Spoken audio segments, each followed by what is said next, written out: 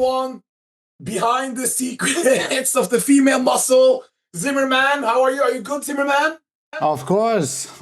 Great weekend we had. Yes. We are joined by the infamous Hafiz Ali from Russia. And Hafiz, we are going to talk about women's bodybuilding cycles. So obviously we need to have the best coach in Russia for women's bodybuilding. Quickly, how long have you been working with women's bodybuilding in Russia, and why do you love women's bodybuilding? First of all, guys, nice to meet you. Nice to see you. And Rafael, I meet you now, and nice to meet you also. Nice to meet you. I miss you a lot. And Hafiz, one thing. I told Rafael to not bring his clients to Spain and Portugal in women's bodybuilding because it would be no point versus Nastenka. No, Rafael, you can bring it. But you need to understand, you see this wolf here? Yeah. We're going to open the season for hunting, brother. It's going to be on summer. Wolves hunt, right? Bring whatever you want, brother. Hey, you just started signing Andrea Shaw. Be careful now. But anyway, yes, talk to us about women's bodybuilding, Hafiz. So, first of all, I want to tell you about the female bodybuilding, why I love it, and why I prefer female bodybuilding, how many years. I started work with female bodybuilding around 2010. And it was simple because my girlfriend was training, and she saw me. I grow up every time, and I prefer the fit women. And then we start to training, and I saw some good genetic, and I say, why not? Let's try. Let's try. And now you see me, and I am of Iron Queens, and I am coach, and I'm husband of one of the greatest female bodybuilders on our era. The total package. So this is what happened. It's a long story short. Women's bodybuilding, Rafael, is obviously the extreme of the high of the level. If we go back in the beginning, to become a women's bodybuilder, in your opinion, Rafael, to be a good women, not like this pro card with 4 pro cards in one division and no one shows up and you get the pro, but a legit female bodybuilder, how many years would you say, Rafael, in your experience, it takes with full dedication, if you have good decent genetics, good genetics, to become a good women's bodybuilder, Rafael? I would say nearly a decade, 5 to 10 years at least, to just also create this muscle quality which is required on the stage, and not this juiced up. For example, I don't know, if you look at the real top women's bodybuilder who are winning the pro shows, they have this density which you cannot create within 2 or 3 years of training, which is built by years of hard training, in my opinion. Hafiz, for the young girls watching, would you recommend starting in figure, women's physique, women's bodybuilding, or would you recommend training for women's bodybuilding, if that's the main goal, and stay there until you're good enough and then compete in women's bodybuilding? I agree with Rafael. And first of all, you have to be good genetic gifted when you come into our sport. Everything about genetic. But honestly, when you start to training, for me, female bodybuilding, is the top of the mount. Female bodybuilding. And before that, you have all of the categories. You have body fitness, you have, it's called figure, you have women's physique. So in my opinion, you have to grow up step by step to be real female bodybuilding, When you start to inject yourself and you think you will become good female bodybuilding, is miss up, you saw many of girls, they blew up, they becoming wow effect, 19 years old and full of muscle and full everything. But when they coming on stage, you not see nothing of muscle, brother. You see them skinny, you see them fat, they not have this muscle maturity. So I agree with the opinion, you have to do it step by step. First, before we talk about what it takes to get there, if the mental health is already an issue, Raphael, I know you're prepping a lot of girls and you see there's different issues. Women's bodybuilding is the extreme of the extreme. If the mental health is already an issue coming up, is this really the path you want to go towards women's bodybuilding if the mental health already is a deep issue when you start out, Raphael? I would not even say they should go into figure or any division. If the mental health is like a bit of not in the right spot, there's something you need to fix first before stepping into the world of bodybuilding, into the world of competitive bodybuilding. Absolutely. So no point in trying to compete or anything like this if you have some kind of any mental issues. Because Office, I've seen some of, you have some experience dealing with problems with different females with their mental health while they're doing women's bodybuilding. Can you go into that a little bit? AJ, if I gonna talking about some mental issues, we know we're gonna end our podcast, brother. I have a lot of stories, and for example, one of them is happening today. Some of the girls saw me in the gym, and I'm training with my partner, and she asking, "Oh, I saw this coach. You coach from Russia, and I'm here in Israel now." And he said, "Yes, this is the best coach," and something like that. And then she asked me, "Oh, you also prepare girls from the bikini? I am a bikini. I want to compete." And I say, "No, girl. I don't have my. I don't want to be crazy. I'm not working with bikinis because a lot of the girls with bikinis or no matter other bodybuilders, they have issue problems, brother. They have mental problems, brother. They have anorexia, coming from anorexia and coming some points that you just can imagine from what the point they're coming to our sport. If they start to juice themselves, it's gonna be more and more problems, brother. Can you touch? I prefer 1 second. Can you touch? And that's for both of you guys. What do you guys see when people are having these type of issues, anorexia, bulimia, all these type of body disorders, and then you implement testosterone? Because in women's bodybuilding is way more hardcore. What happens when you implement this and then a high amount of androgenic steroids? What happens, Zimmermann? What happens? All what you can imagine and what you're already dealing with is just getting worse. And also like this, we have a lot of athletes who coming out of this eating disorders going into bodybuilding because that's the way they still can control their eating habits, but sometimes it just gets worse, and it goes into binge eating, or it gets into more anorexia or whatever. But they think this is an opportunity for them to be healthier and having their eating under control in a good way, and putting on muscle or anything. But so it's just an excuse. It's just like someone is getting from an alcohol, having an alcohol disease, and now is doing, So this is what I would say. It's good example. This is reality, brother. And the problem is they're not becoming more healthy. They're becoming more crazy, brother. So nothing changed. They continue be not good with themselves. The problem is that they not feel themselves good. No matter what they're doing, of they skinny, of they becoming muscles, they continue be same vision of life, not happiness, and this is what terrible. We see a lot of examples. I no need to measure the people, but they end not good with this stuff. And a lot of other things, brother. I know a lot of people now are coming into this episode because they want to learn or see or take note of what the real hard takes to go to the top.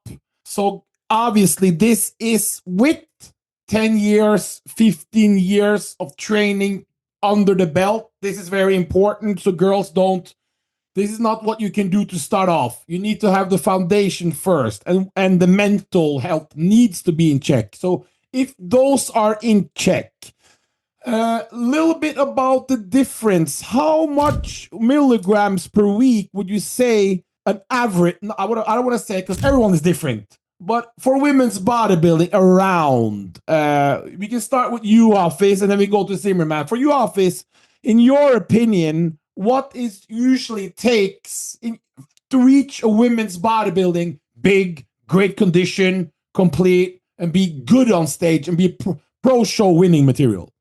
So you just talking something, but I understand your question. Before you start something, you need to learn it. What I mean, learn it. You have to find good coach, and this coach have to be smart enough to tell you something. You need to make blood test. If your health 100% good, and you not have some problem with your liver and other stuff, then you have to start it also step by step. In my experience, a lot of girls coming for me from another coaches, and I see the problems that they did. And the problem was overdose in everywhere, brother, in everything. If this was, I usually not prefer to give them, the clean testosterone. I prefer to use another anabolic stuffs. But a lot of girls start to doing this, brother, and they just kill the hormone system, brother. They not get such a huge that get side effects of this. And if we're talking about the stuff, today we have some another problems, and I speak with you before the podcast. But just one thing to make it easier. So you don't like testosterone so much for women in women's bodybuilding. Is that what you're saying? I 100% think that is not good for growing. So you don't think testosterone is good for growing for women? Yeah, it's killed them. It's killed them the femininity. They lost the hair, brother. They just got more of side effects. I will explain you something. I work with some lady, and you know this lady. And this lady was just crazy on testosterone. When I explained to you how I work, she just think and said, "Man, but I want. Why you not give me testosterone? Sustanon or something like that." I said, "You don't need it. You don't need it. You not grow up with this." But this girl continue feel not sure, not selfie without testosterone. And this is the mistake. You can see clearly on my wife. I never ever to all my athletes, I never give them testosterone. So you don't believe in testosterone at all? No. Before you go further, Zimmermann, do you like testosterone or not for female bodybuilding? No, because I think there are so many different options which are better for females, where they can grow better, where they have less side effects, because you need to take also in consideration that it's so even if they only take like 30 to 50 milligrams, it's so much higher what their body naturally produces compared to a man. Yeah. And then it's already 30 milligram is like you're giving a man like 1,000 milligram, which is also a lot. So I think things like Primo and also EQ, I'm a big believer in EQ with all this fake stuff going around. There are plenty of options before start to use testosterone. So Hafiz, back to you were talking about you don't like testosterone. So what do you like and at what doses are normal for women's bodybuilding then? It's Primo, brother, oxandrolone, Anavar, and most higher is the Boldanon, EQ, we call it. It's a perfect for a woman. And again, what does mean perfect? Nothing is perfect. You have to understand what is mean female bodybuilding. It's extremely sport. People coming to here not find their health. People coming to here to find their results, to be a winner, to be a champion, to be a foremost. So that's one thing I just want to touch on. So to do women's bodybuilding, health obviously is not the number one priority, man. When you come, it's results, correct? For all ladies, it's same. Yeah, they think, the people usually, brother, when you drive on your car, you're not think about car accident. You're just driving. Yeah, you enjoy to driving, and everybody think they not have. It's not happening to me. It's not happening to me till it's happening. And I prefer not get there, not get to the car accident. You have to be more safe. You have to be more smart. Take more time. Using other things. Today we have a lot of peptides, lot of the GH, insulin, and other stuff to using and not get to clean testosterone, brother. I think we can summarize it as if a female athlete like stands on an open bodybuilding stage with extreme muscularity, we're definitely no longer talking about female-friendly protocols, but performance-driven protocols. And you just can do it as safe as possible, but that's not healthy at all. Yeah, you have to take this in your mind. It's not going to be health. No matter what you're doing, it's not health for your body. So back to the question, Hafiz. What are we using and how much doses? So, for example, Boldanon or Prima, it's slow active stuff. So, yes. So I prefer to give to my ladies, for example, they around 75 kilograms, 80 kilograms, clear, pure massa. I give them around 200 milligrams every 5 days. Okay, of what? Of either EQ or Primo? Yeah, not more. Only 200? Yeah. Hafiz, are you sure, Zimmermann? Are you sure about this? He's always look at the smile. Are you so you're saying they're using as little as a figure girl are using? No, my friend. It's not about the dosage. It's about how they use it. Okay. How they eat. This is before how your training system becoming. I believe in very hard kick off training, brother. You know me how training I can train, brother. And I think the steroids you need to use to recover, not to kill all your system. When, for example, you have this glass, yes. If you put here 1 liter, it's all water is out, brother. And if this it means side effects. You don't need too much of 1 glass to feel good. You need to think about your recovery. This is what I mean. I have some English problem, but I think you understand what I mean. So you're saying 200 of either EQ or Primo every 5 days? Yeah. And is this for a good off season? Also, of course, GH you can add for here. How much? 3 IU in the night. I usually use it. It's enough for me. To my ladies. Okay, so this is off season, correct? This is off season, yeah. That's I think we need to say, because in off season you don't need any oral stuff or any all this stuff what comes together in a prep, because prep is different. Of course, prep we're talking about higher dosage, also because it's leading up with all the orals coming in, even if you count in Clen and T3 and all this stuff. We are very fast at a very higher level than 200 milligrams. Zimmermann, we're talking about now. So for women's bodybuilding, for your off-season, Zimmermann, it's around 200 with GH. Usually what you would, I don't want to say recommend, but it's what you see in women's bodybuilding for off-season?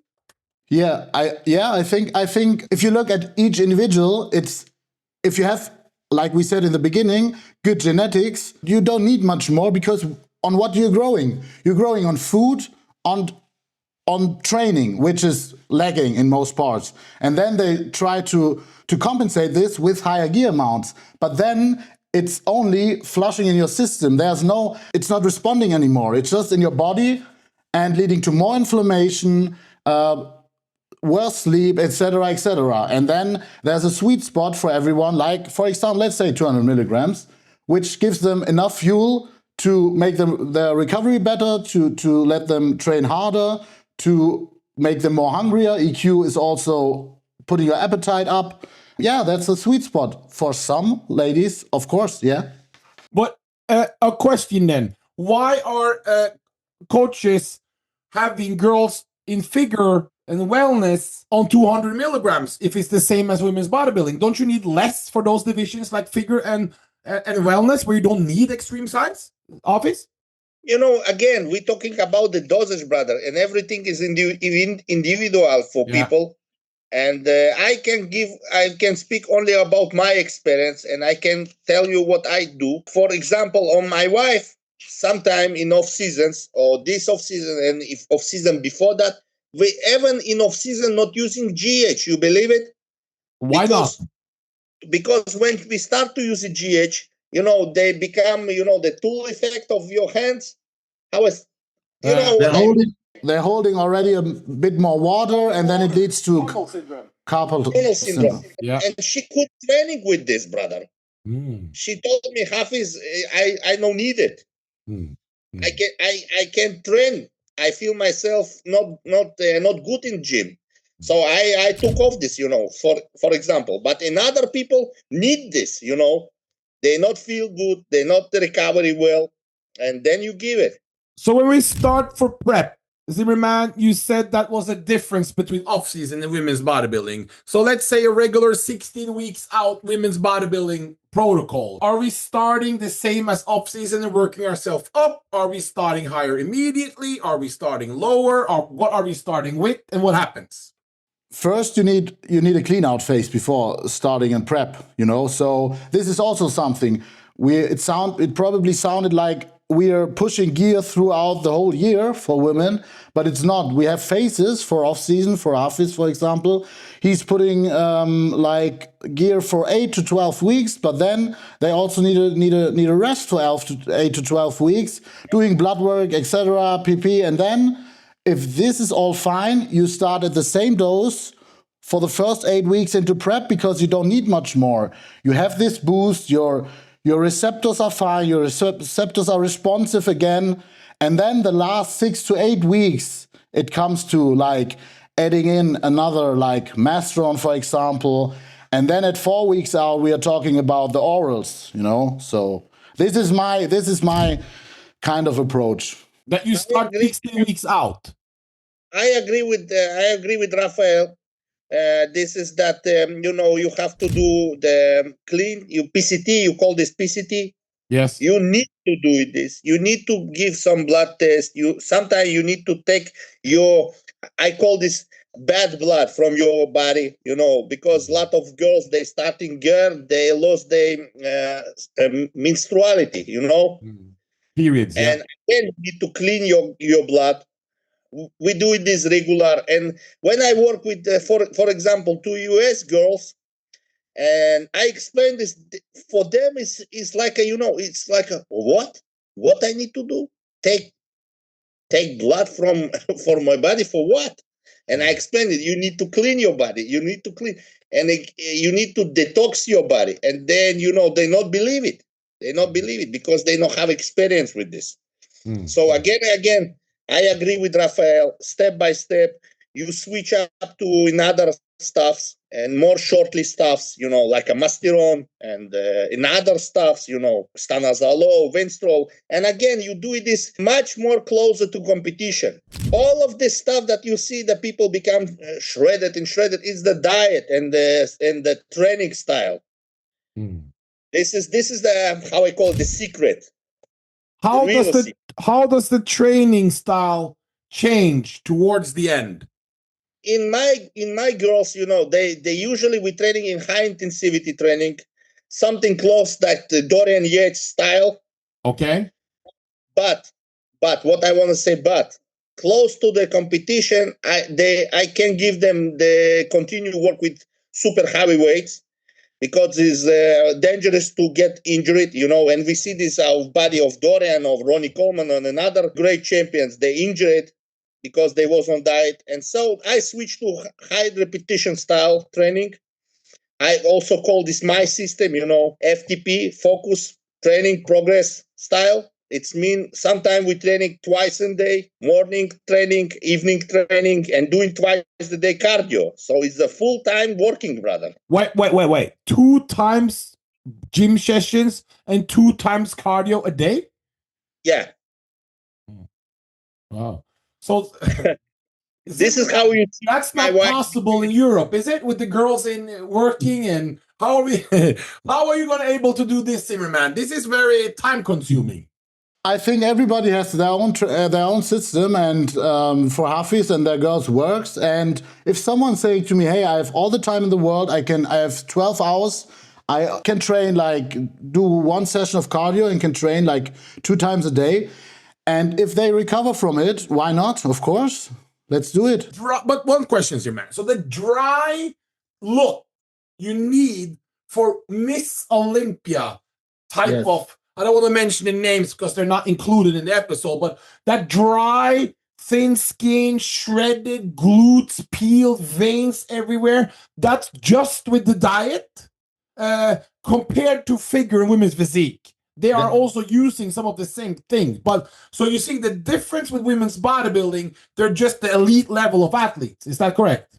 Yes, that's correct. And also, a very underestimated thing is water and sodium, because their look changing drastically if they are not staying on top of their sodium and water.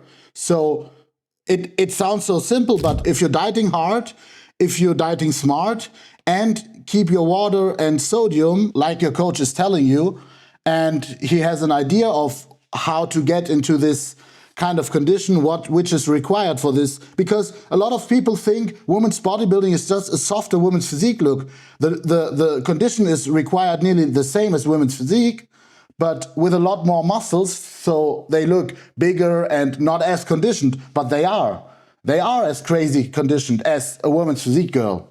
And that is about water, sodium, carb manipulation, and of course, I think we should talk about this, the smart usage of diuretics in the very end. What is your opinion on this, Hafiz? About diuretics and about... No, about the water, the sodium, and the carbs, the carb timing and everything. I agree with you. You say the right things. It's you talking about most people they didn't know that. They believe The basics, right? Yeah, they didn't know it, and they believe it in some mythos, about gear, much more, applicate more gear and more gear. But the real secret is about the food training, and like you said, the sodium water thing is very important.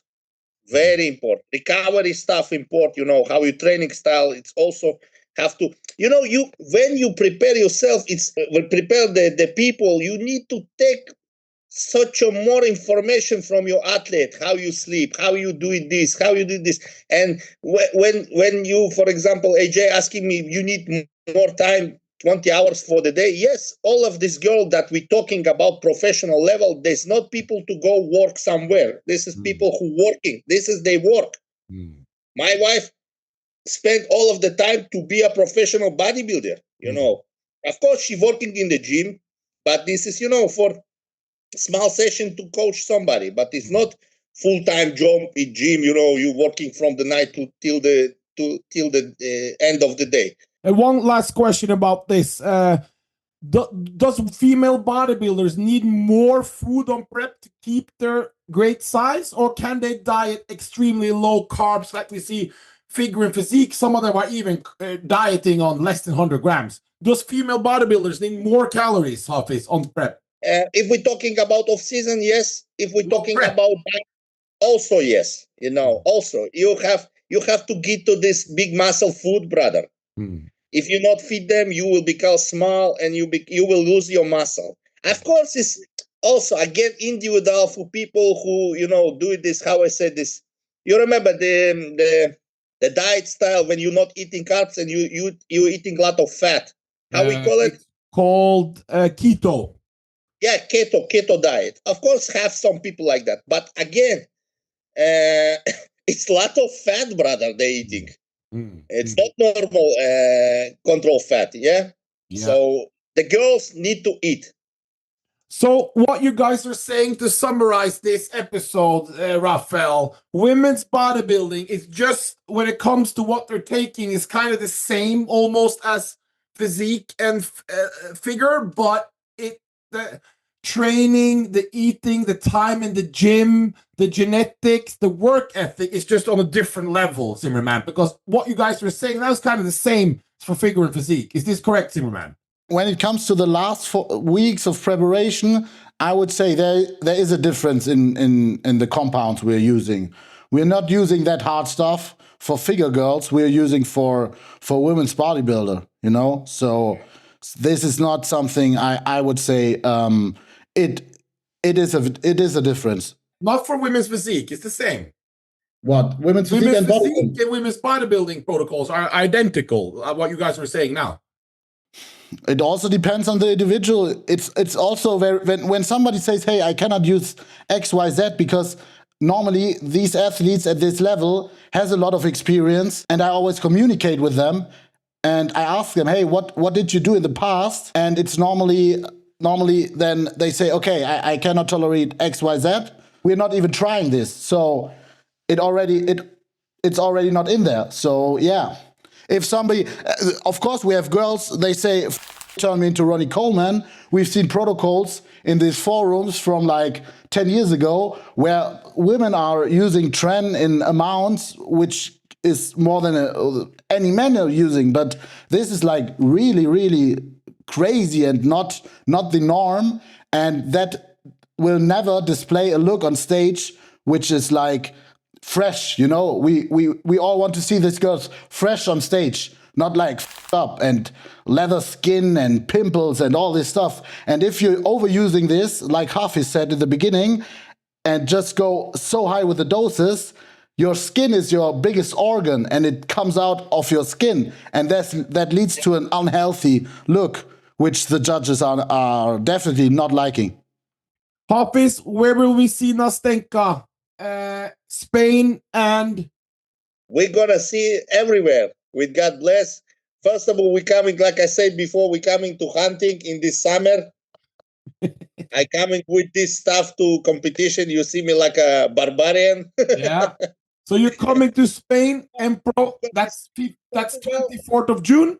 It's 12 and 14 weeks out. We are now 12 Empro, 14 Portugal. 14 weeks to Portugal and 12 weeks to Spain. 7th of July. That's going to be great. We hope Nastenka gets some great competition because it's not about just winning, Hafiz. It's also about presenting a great battle on stage to show what real women's. But it's not fun with Nastenka going up against 2-3 amateurs, and you want to see some real competition for women's bodybuilding, yeah? You know, you ask me, if you ask me, I want to invite Miss Olympia to come to Europe to battle against us. Yeah, but she's she's in health phase in July. There's no time for that. I know. But next time, you know, for me, I give advice. If you remember last episode, I talking about they have to change with some rules to bring more Americans girl to Europe, brother. Yeah. We need more targets. Yeah. Last year, 2 years before, it was Sherry. Next time, I want to see somebody else. Yeah. Come on, don't afraid. It's fighting. It's okay. Win or lose. Of course, you will lose. We will win. It's okay. Okay, guys. Thank you very much for your time, and I'll see you guys in Spain. See you guys. See you.